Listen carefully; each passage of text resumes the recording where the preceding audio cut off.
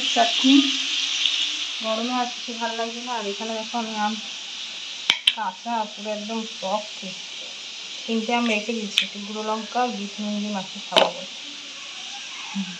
খেতে পারবো কিনা জানি না। আর এখানে করেছি মুসুর ডাল, খাওয়া আলু ভাতে, আলু ভাজা, পটল ভাজা, আর হচ্ছে ভাত। বেশ সিম্পল রান্না আমাদের। সকালে স্নান হয়ে গেছে, সে বলবে ঘেমে স্নান হয়ে গেছে। স্নান টান করে রান্না করতে আর ইচ্ছা করে না, সত্যি কথা। আমি রান্না টান্না করে চান করি। আজকে সকাল সকাল চান করে নিয়েছি। আর কয়েকটা সবজি কিনেছি, দেখাই কী কিনেছি। মোচা কিনেছি, থালাটা কিনেছি আজকে। পটল দিয়েছে, পটল কিনিনি। এখানে শাক, পেঁয়াজ আর এই যে শসা, পেঁয়াজ, আলুটা তো ছিলই। শাক কিনে, শাকের অবস্থা দেখো, তাই এই শাকের কত দাম। আর এই মোচাটা কিনেছি, আর এই থালাটাও আজকে কিনেছি। আম মেখে নিয়ে চলে এসছি, ওইদিকে আমের চাটনিটা বসিয়ে এসছি। আর এদিকে তোমাদের দেখলাম 3 টুকরো আম রেখে দিয়েছিলাম এরকম মাখিয়ে খাবো বলে। এই লাগছে, চলো খাই, কেমন হয়েছে দেখি। লঙ্কা গুঁড়ো, নুন আর একটু চিনি দিয়েছি। চলো, এরকম আগে কত যে মাখিয়ে খেতাম।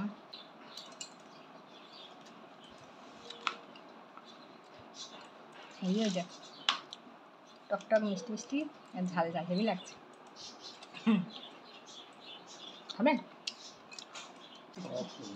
টক, কত টক নেই তো, আমার তো টক লাগছে।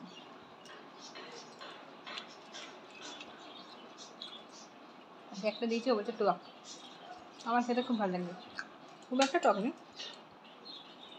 তবে যারা টক খায় না টক মনে হবে, আমার টক খাই বলে ওরকম। এত গরম লাগছিল, ওর জন্যে জানলার কাছে টেবিল ফ্যানটা লাগিয়ে দিয়েছি।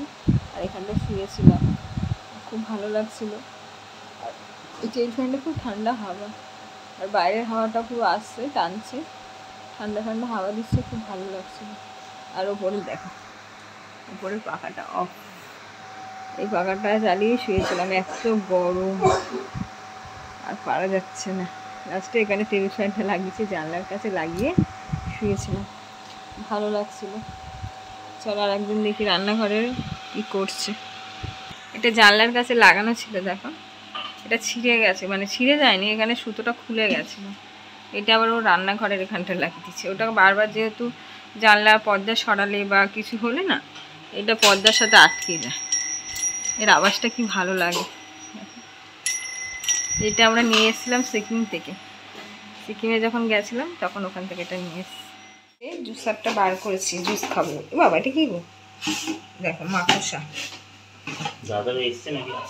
এই দেখো মাকড়সা দেখছো, এই দেখো জুসার। আজকে করেছিলাম বেদানার জুস, এটা দিয়ে বার করেছি জুস খাবো বলে। এটা সেই 2 বছরের ওপরে হয়ে গেছে, 3 বছর মনে হয় না এটা, এই জুসারটা সেই কিনে আর রেখে দিয়েছি তুলে, এই বার করেছি, পড়ে আছে। জিনিসটা পড়ে পড়ে তো সেই পড়েই থাকবে, খাওয়াই হবে না। ওইটা বললাম যে এটা বার করো, এটাই জুস খাবো। চাটা বসিয়ে দিয়েছি, আমি দেখি। সন্ধেবেলা চা খাবে, সন্ধেবেলার চা। চলো আবার পরে কথা হচ্ছে তোমাদের সাথে। এই দেখো চা, আর এই হচ্ছে কাঁটা লাগা বিস্কুট। বিস্কুটের নাম হচ্ছে কাঁটা লাগা। তো চা আর এই কাঁটা লাগা বিস্কুট খাচ্ছে এখন সন্ধেবেলা। চলো খেয়ে না, কেমন খেতে বিস্কুটটা, কেমন খেতে? আর গরমে দেখো না, গায়ে একটা কিছু দেয়নি, এত গরম আমাদের ওপরে, থাকা যাচ্ছে না। কি করবে, গায়ে গেঞ্জি দিতেও পারছে না, এত গরম। লাস্টে ওই যে বললাম না, এখানে পাখাটা চালিয়েছি, চালাতে একটু আরাম লাগছে, মানে ঠান্ডা হাওয়াটা যেন ঘরে ঢুকছে, এত গরম লাগছে। A few moments later.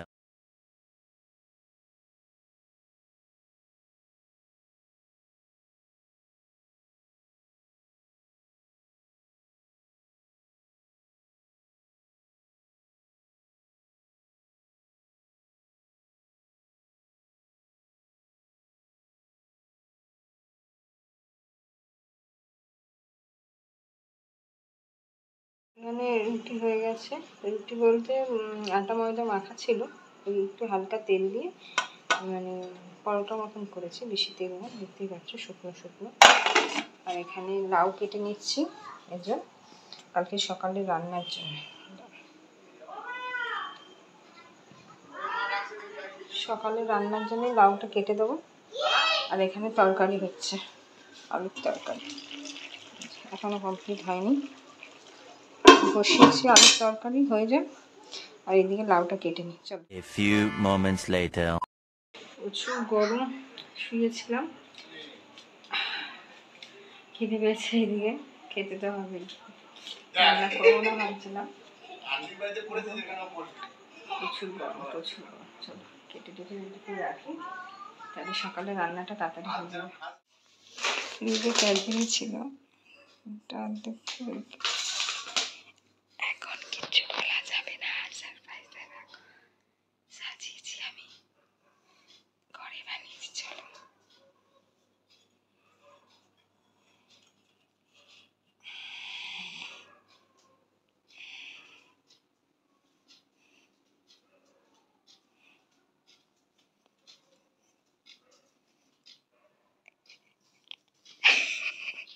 কি তুমি কি করেছো? দেখো কাণ্ড কি করেছে, কখন করেছো এসব? অনেকক্ষণ করেছি, তোমার জন্য অপেক্ষা করছিলাম। না আমি ভাবতেই পারিনি যে এরকম একটা কিছু সারপ্রাইজ হবে, মানে আমি সবে একটু বাড়িতে এলাম কিছুক্ষণ আগে, এরকম একটা সারপ্রাইজ হবে এত রাত্রিরে আমি তো ভাবতেই পারিনি। তো যাই হোক, খুব ভালো লাগলো, থ্যাংক ইউ। আর চলো তোমরা ব্লগটা দেখতে থাকো, সঙ্গে থাকো, আর কেকটা তাহলে কেটেই ফেলি এখনই। হ্যাঁ চলো।